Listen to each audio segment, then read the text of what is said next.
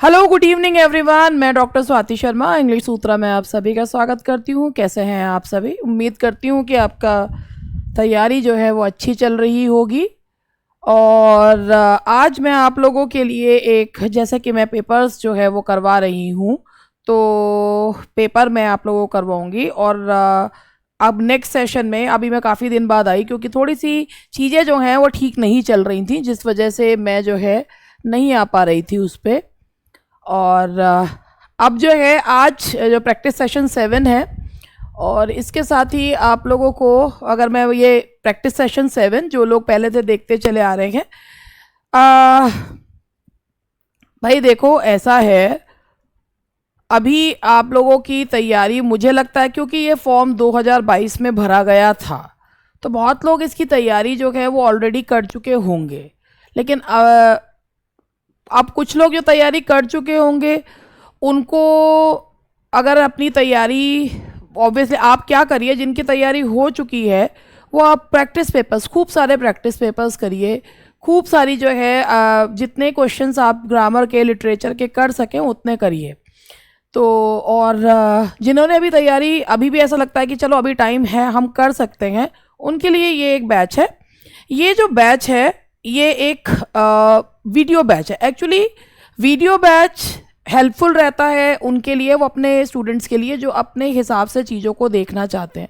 तो ये हमारे ऐप पर इंग्लिश सूत्रा प्ले स्टोर से आप डाउनलोड करके देखिएगा। हमने इसमें जो सेगमेंट्स बनाए हैं वो इस तरीके से हैं। ये हमारा बैच नए, मतलब ये मान के चलिए जो हमारा क्लासेस हो गई हैं तो उसमें, और जो भी नई चीज़ें जो ऐड ऑन होती जा रही हैं, जैसे मैं अभी क्लासेस तो चल रही हैं अभी भी, तो जो भी चीज़ें ऐड ऑन होती जा रही हैं वो इसमें डलती जा रही हैं।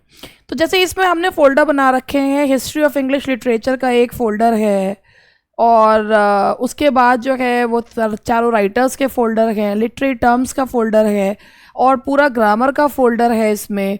तो और इसमें और बहुत सारी चीज़ें जो हैं वो इसमें हम लोगों ने दे रखी हैं। आप इसको देखिए और आप इसमें अपने हिसाब से पढ़ाई जो है वो कर सकते हैं।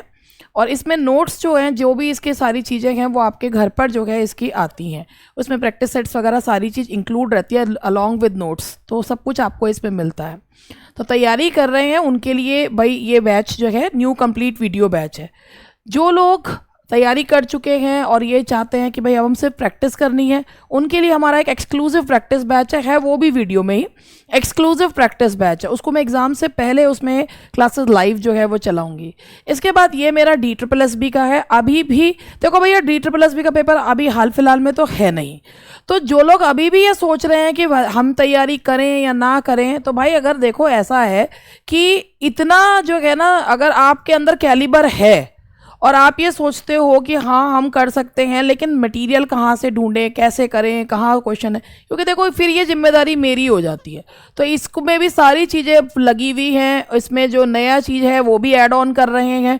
अब जैसे कोई अब खरीद रहा है तो जो नई चीज़ें ऐड ऑन हुई हैं जहाँ तक एक है वो भी हम उनको भेज रहे हैं। इसमें भी नोट सारा जो है स्टूडेंट्स के पास, उनके पास पहुँचता है, उनको मिलता है। तो ये सारा, ये भी बहुत मतलब हमने तो अपनी तरफ से बहुत अच्छा बैच बना रखा है। तो अब वैसे ज़रूरी नहीं है ना जो चीज़ मुझे अच्छी लग रही है वो सबको ही अच्छी लगे, लेकिन अगर आप ये चाहें तो आप इन बैचेस को देख सकते हैं। जो अगर आपको अच्छा लगे आप खरीद सकते हैं, नहीं तो कोई बात नहीं। अब आप लोग जो है ज़रा प्रैक्टिस सेशन पे चलते हैं और मेरे साथ साथ प्रैक्टिस सेशन के क्वेश्चंस का जवाब जो है वो दीजिएगा। तो ये रहा हमारा प्रैक्टिस सेशन और ये रहा मेरा क्वेश्चन नंबर 1 प्रैक्टिस सेशन का। What is the name of the wife of Pericles in Shakespeare's play Pericles?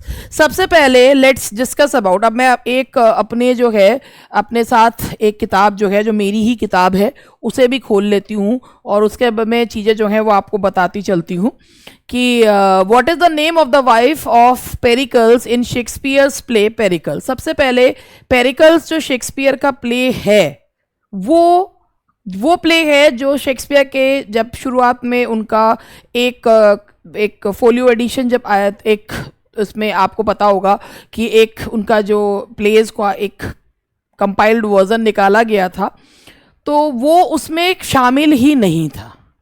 ठीक है, तब प्लेज जो हैं क्वार्टो एंड फोलियो एडिशंस में आते थे। जब शेक्सपियर का पहला फोलियो एडिशन आया था तो ये उसमें शामिल नहीं था, ये तो बाद में जाके शामिल हुआ। पेरिकल्स जो प्ले है, इस प्ले में उन्होंने जॉन जो है ये गॉवर को एज अ कोरस जो है वो दिखाया है। गॉवर जो कि चौसर के कंटेम्प्रेरी थे, एज अ कैरेक्टर उन्होंने इसमें दिखाया है। इस प्ले में पेरिकल्स की वाइफ का नाम क्या है? मैं अपना स्टाइलस जो है इसमें ले लेती हूँ और आंसर का आपको वेट कर रही हूँ क्या है।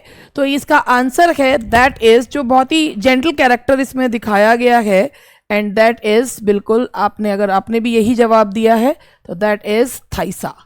इसका नाम है थाइसा।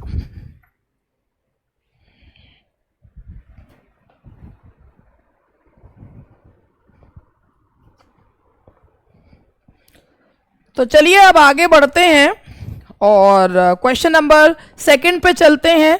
तो क्वेश्चन नंबर सेकंड, और ये रहा हमारा क्वेश्चन नंबर सेकंड। तो मैं आप लोगों से ही पूछना चाहूँगी कि क्वेश्चन नंबर सेकंड के बारे में आप पहले क्वेश्चन पढ़ लीजिए। इजी क्वेश्चन है, बहुत ही ज़्यादा। Malcolm is the son of Macbeth, Duncan, Macduff या Banquo? And the answer is, बहुत आसान क्वेश्चन है, Malcolm is the eldest son of Scottish play. Scottish play किसको बोलते हैं? मकबेथ। और ये जो मेलकॉम थे वो किसके बेटे थे? वो डंकन के। मेलकॉम जो कि वो थे ऑर्डर, जो सिंबल थे किसके? ऑर्डर के। तो ये जो है मकबेथ प्ले में से कैरेक्टर है। The line, the still sad music of humanity appears in the poem The Thorn, Lucy Gray, Tintin Abbey या माइकल। देखो भाई, ये जो पोयम है, ये एक, सबसे पहले ये पोयम है आपकी टिंटन एबे। ये एक ड्रामेटिक लिरिक है। This poem is a dramatic lyric. I hope you very well know what is the difference between a dramatic lyric and a dramatic monologue. देखिए, जो dramatic lyric होता है उसमें स्पीकर जो होता है वो पोएट होता है, और जो ड्रामेटिक मोनोलॉग होता है उसमें एक इमेजिनरी स्पीकर इमेजिनरी ऑडियंस से बात करता है। उसमें पोएट की पर्सनैलिटी कहीं भी रिफ्लेक्ट नहीं होती, लेकिन जो ड्रामेटिक लिरिक होता है उसमें पोएट की पर्सनैलिटी होती है। ये ड्रामेटिक लिरिक है, it is not a dramatic monologue. Now the next question is what you will is the subtitle of. बताओ भैया किसका है? What you will is the subtitle of as you like it, the comedy of errors, twelfth night या the merry wives of Windsor. बहुत simple questions होते हैं, तो मैंने सोचा थोड़ा सा जो है आप लोग फटाफट जवाब दे दें।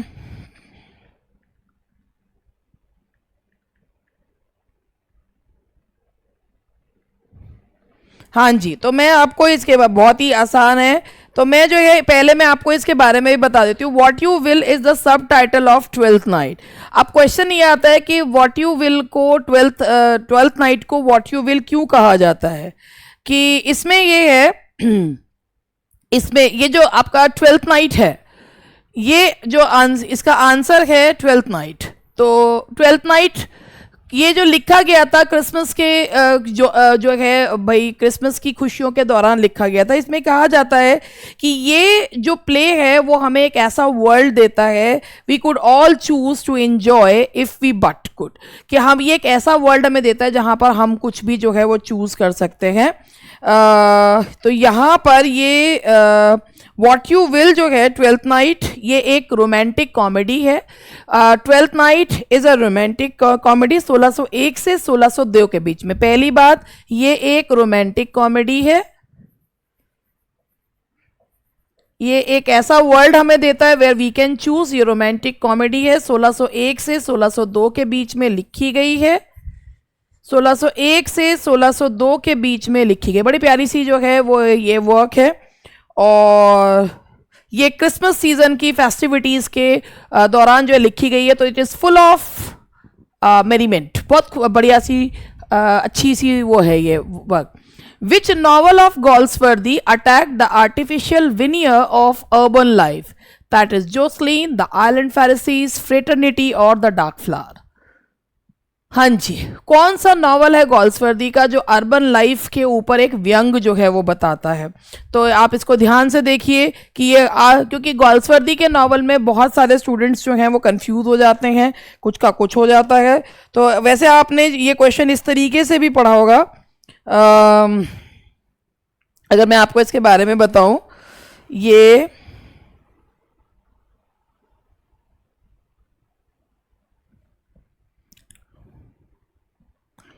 सबसे पहले ये जो वर्क है दिस इज सोशल क्रिटिसिज्म है।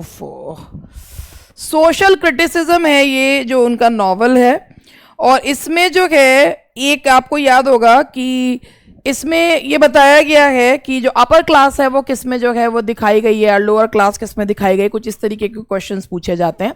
तो इसमें क्वेश्चन ये है कि which novel of Galsworthy attack the artificial veneer of urban life. तो आपको याद होगा कि इसमें एक जो है एक राइटर है, उसकी वाइफ है बियांका, जो एक जो है पेंटिंग बनाना चाहती है, एक गरीब लड़की को लेके आती है and she falls in love with that writer.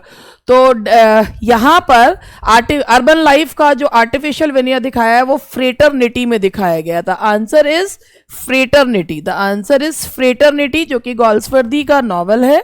और ये जो इसका जॉनरा है that is social criticism, that is social criticism. ठीक है जी। Now, next question is which novel of Goldsworthy is about the creative and disruptive effects of love? Jocelyn, The Island of Pharisees, Fraternity, The Dark Flower. कौन सा novel है? Actually एक गोल्सवर्दी का एक ही जो है वो नॉवल कहा जाता है जो लव नॉवल है, and that is the dark flower. The answer is the dark flower, that is the dark flower. The silver box came out in the year. अब मैं थोड़ा सा इसके बारे में भी बताना चाहूंगी। सिल्वर बॉक्स, चांदी की डुबिया, मुंशी प्रेमचंद जी ने लिखा है। ये जो सिल्वर बॉक्स है ये कौन से ईयर में आया था ये आपको बताना है। तो ये इनका एक बहुत ही फेमस जो है वो प्ले है, एंड दैट केम इन 1906, 1908, 1910 या 1912। तो ये आया था 1906 में। इट केम इन 1906। ठीक है। Now, who disguises herself as an advocate in the play The Merchant of Venice? आपको पता है जो Merchant of Venice प्ले है, जब शेक्सपियर ने इस प्ले को लिखा था तो उन्होंने इस प्ले को एक कॉमेडी कहा था, लेकिन बाद में इस प्ले को डार्क कॉमेडी कहा गया है, ट्रेजी कॉमेडी कहा गया है। वैसे तो शेक्सपियर के लास्ट के प्लेज को जो रोमांसेस हैं उन्हें भी ट्रेजी कॉमेडीज कहा जाता है, मगर इस प्ले को भी ट्रेजी कॉमेडी। और एक इस प्ले में ये कहा है कि इसमें जो है ये एंटी सेमिटिज्म जो है वो दिखाया गया, यानी कि against the Jews anti Semitism दिखाया गया। ये प्ले बाद में काफी क्रिटिसाइज किया गया क्योंकि इसमें एंटी सेमिटिज्म है। तो who disguise herself as an, और इसमें ना आपको एंटी सेमिटिज्म दिखेगा, क्रॉस कल्चरल ड्रेसिंग दिखेगी। तो ये सब आपको किसमें, merchant of Venice, merchant of Venice में कौन जो है वो एडवोकेट का, जो डॉक्टर ऑफ लॉ जिसे कहा गया, and that is Portia, that is Portia. Which novel is not included in a modern comedy? Modern comedy में इनमें से कौन सा नॉवल इंक्लूडेड नहीं है? The white monkey, the silver spoon, the swan song या अवेकनिंग। ये सारे फोर्साइट सागा की सीरीज हैं। तो मॉडर्न कॉमेडी में वाइट मंकी है, सिल्वर स्पून है, स्वान सॉन्ग है, लेकिन अवेकनिंग नहीं है। तो that is awakening, that is not included. अब मैं इसका आपको, अगर आप लोगों को इनके ट्रायलॉजीज तो पता भी होंगी, फिर भी मैं ट्रायलॉजीज जरूर आप लोगों को बताना चाहती हूँ। तो ये था, दैट इज मॉडर्न कॉमेडी। तो ये जो मॉडर्न कॉमेडी है इसमें वाइट मंकी, सिल्वर स्पून, स्वान सॉन्ग ये तीन हैं। और उसके बाद है एंड ऑफ द चैप्टर जिसमें made in waiting, flowering wilderness और ओवर द रिवर है।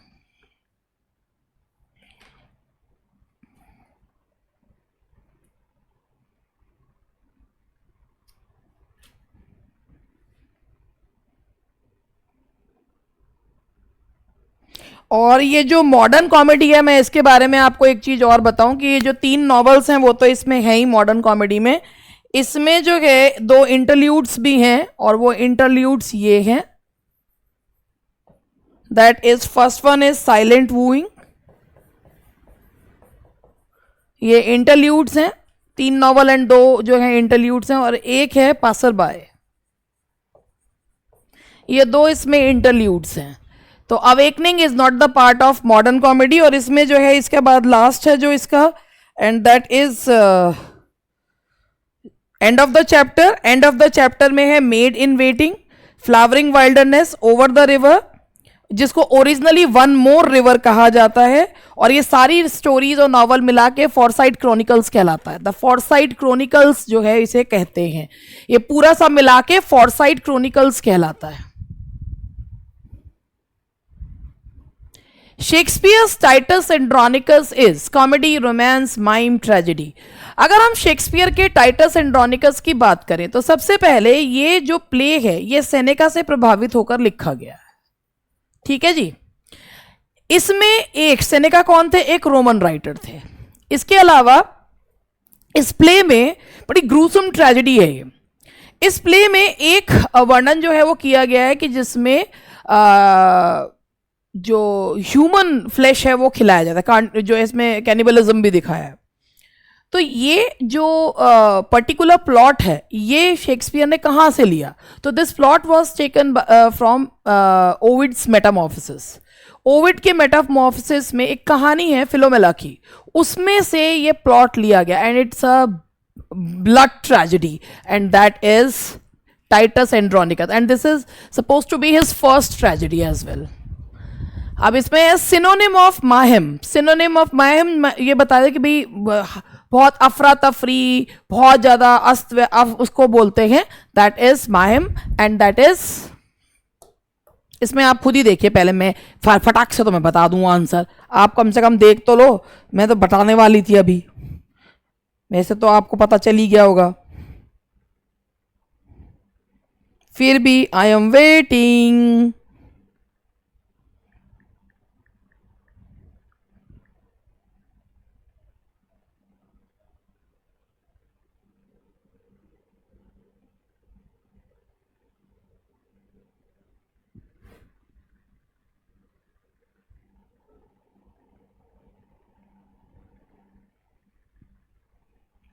बहुत ही ज़्यादा तबाही, हैवॉक को क्या कहा जाता है, and that destruction, and that is havoc, mayhem, and that is havoc. Now the next word is, अब इसमें नेक्स्ट आप पहले आप देख लीजिए, क्योंकि मैं तो बोलती हूँ दैट इज कॉनशियर। तो कॉनशियर का आपको जो है उसका सिनोनिम क्या होना चाहिए, सबसे पहले आप लोग जो है इसका जो मीनिंग है वो पता होना बहुत ज़रूरी होता, तभी तो हम इसका जवाब जो है वो दे सकते हैं कि एक एक्सपर्ट जज इन मैटर्स ऑफ टेस्ट, तो एक्सपर्ट जज को बोला जाता है, तो उसके हिसाब से आप बताएं, एन एक्सपर्ट जज in the matter of taste, that's connoisseur. तो जिसको किसी भी चीज़ की बहुत जानकारी होती है, तो दैट इज इग्नोरेंट, गौमे, इंटरप्रेटर या डेलिंक्वेंट। तो इसका आंसर होगा that is गोरमे, one who knows so much about food, and that is gourmet. Choose the correct option. Why did you not agree to my proposal? ये passive voice है, आप इसके ढूंढिए क्या होना चाहिए। पहले why, ये मैं एक तरीका सिखाती हूँ कि स्टूडेंट्स को, कोई ये तरीका ये होता है कि मैं इसमें बताती हूँ स्टूडेंट्स को कि कभी गलती नहीं होगी। जैसे मैंने कहा you did not agree to my proposal, तो तुम इसका क्या करो कि इसको पैसिव में इसको बना लो, माई, इसको बनेगा ये my proposal wasn't agree to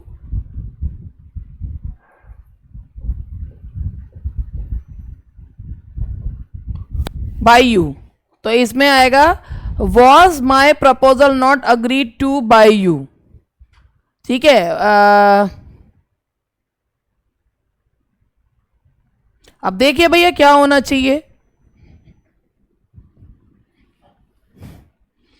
अब आप इसके हिसाब से बताइए कि यहां पर क्या होना चाहिए।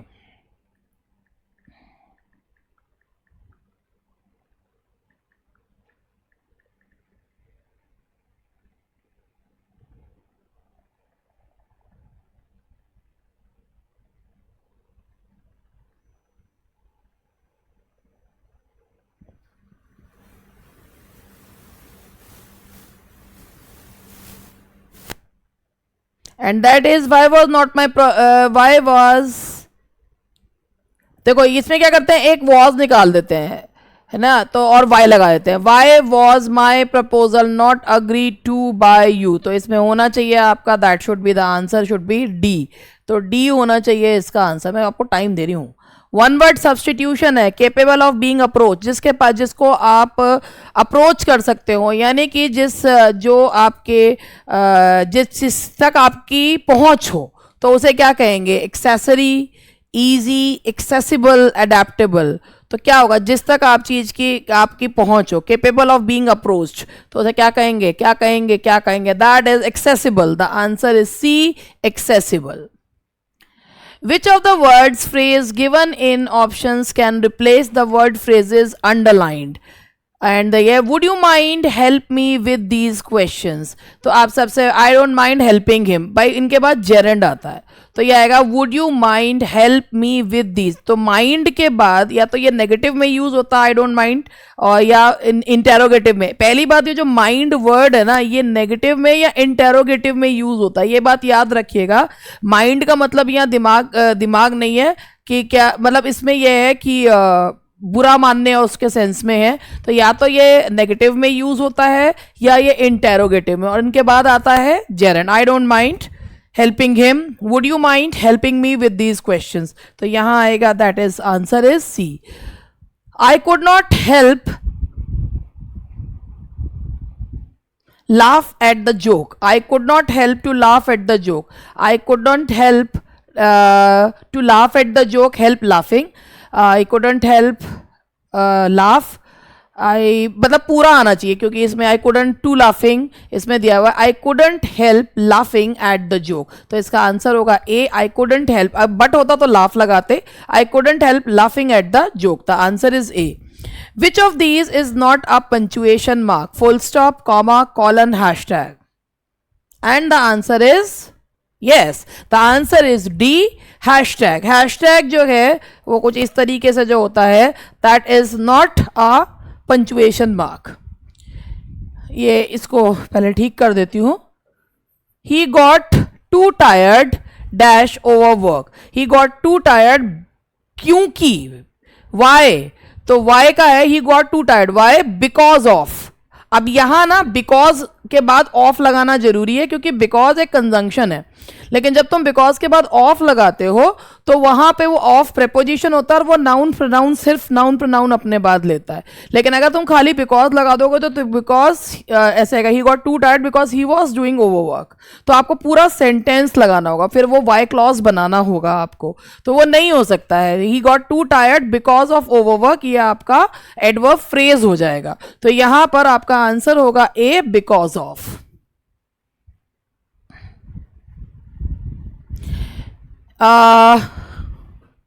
द बिल्डिंग, यहां द होना चाहिए था, the building has been built dash the new plan, तो the building has been built in accordance with the new plan, तो द बिल्डिंग होना चाहिए था, वो नहीं है, तो द क्वेश्चन इज नॉट, मतलब पूरा कंप्लीटली करेक्ट नहीं है।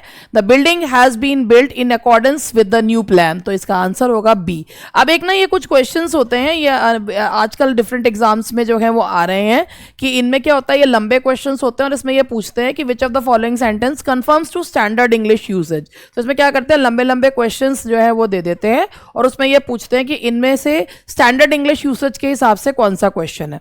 तो अब आप देखिए, आपको इसमें क्या करना होता है कि चारों ऑप्शंस एक बार बहुत सरसरी नजर से देखने होते हैं। तो ये है, many people in Hong Kong are scared by the spectre of unemployment and the government and yet the government has done nothing to solve the problem because administration officials doesn't want, यहाँ पे गलती है, एडमिनिस्ट्रेशन ऑफिशियल्स डजंट वांट, तो doesn't officials के साथ doesn't want नहीं आएगा, तो ये गलत है।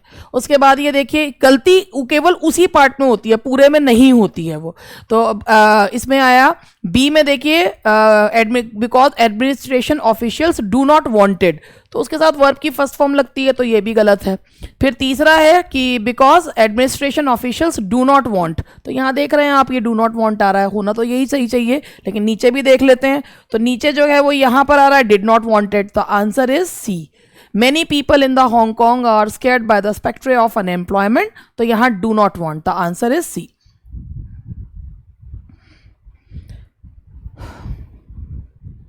अब मैं ये 22 से लगा रही हूँ, ये इन वालों को मैं छोड़ देती हूँ.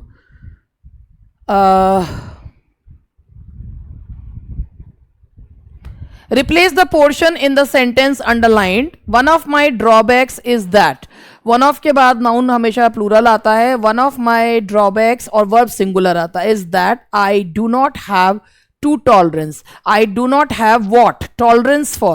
I do not have tolerance. तो इसमें do not have to की जगह a से substitute कर देंगे that I do not have tolerance for ambiguity.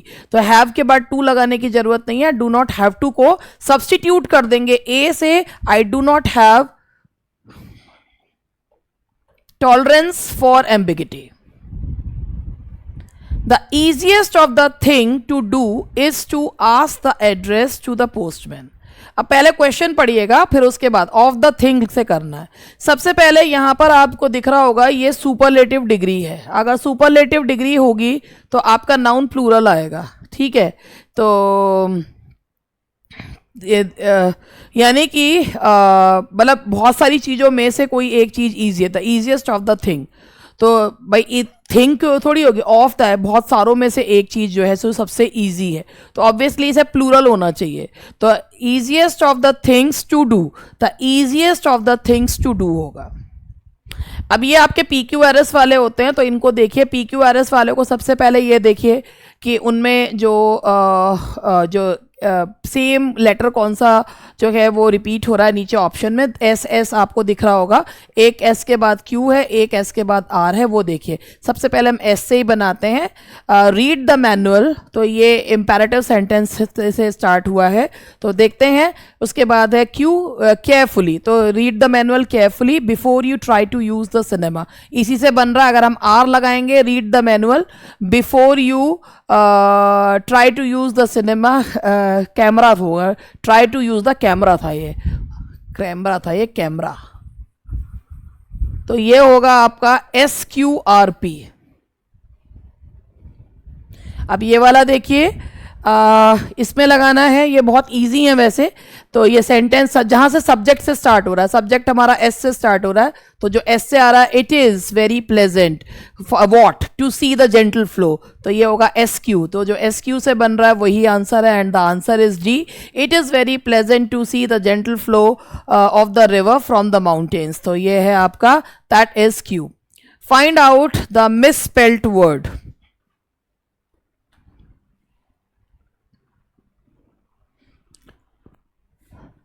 Imperative, illicit, immature, imminent. तो यहां पर जो मिसस्पेल्ड वर्ड है, and that is imminent. Feudal, fugitive, fumble, ferocity. तो इसमें आपका जो इनकरेक्ट वर्ड है दैट इज फ्यूजिटिव. ए की जगह आई आएगा. The answer is B. अब क्वेश्चन नंबर 30 फिर वैसे ही आया है. Loyalties came out in the year. Loyalties जो उनका वर्क था वो कौन से ईयर में आया था? 90. कौन, किसका वर्क था? जॉन गॉल्सवर्दी का. Loyalties criss cross each other. तो ये बहुत फेमस उसकी लाइन भी है, दैट केम इन 22, 24, 26 या 28. तो लॉयल्टीज आया था 22 में. That came in 1922. In As You Like It, who speaks the following monologue? As You Like It में ये मोनोलॉग कौन बोलता है? अगर आपको मोनोलॉग है, मोनो मीन्स होता है वन, और लोग का मतलब होता है डायलॉग, यानी कि एक ही व्यक्ति जो अपना अकेले एक डायलॉग बोलता है. Think not I love him though I ask him for. Rosalind, Phoebe, Orlando या सीलिया, कौन बोलता है ये लाइन? तो ये जो मोनोलॉग है ये फीबे का है, जो वो रोजलिंड को गैनीमीड के उसमें देखकर जो है बोलती है. Think not I love him दो आई आस्क हिम फॉर. तो ये फीबे का जो है वो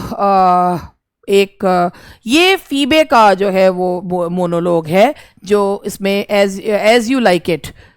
एज यू लाइक इट इनकी पेस्टोरल कॉमेडी है, that is a pastoral romance. The skin game came out in the year. ये जो स्किन गेम इनका प्ले है ये प्ले जो है बेसिकली ये भी एक सोशल क्रिटिसिज्म जो है वर्क है इनका, और इसमें इन्होंने नोव्यूरिच और ओल्ड जो एरिस्टोक्रेटिक फैमिलीज़ हैं उनके बीच में डिफरेंसेस के बारे में बताया है। तो स्किन गेम कौन से ईयर में आया था, ये वैसे ही मुझे भी पता है, ये ईयर्स वगैरह याद रखने जो होते हैं वो बड़े मुश्किल हो जाते हैं, खैर फिर भी 1920 में आया था, दैट केम इन 1920। उसके बाद है Who speak the play love's labor loss? See, my beauty will be set by merit.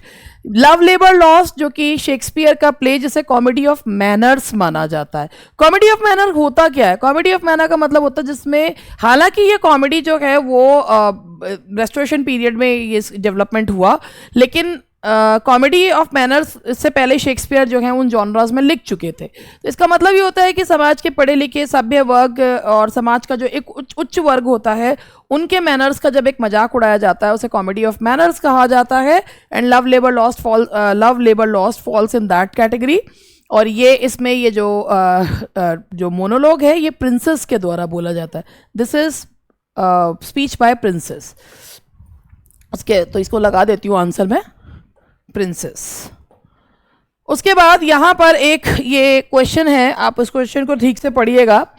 लूकस says it was an expression of it, here what is it?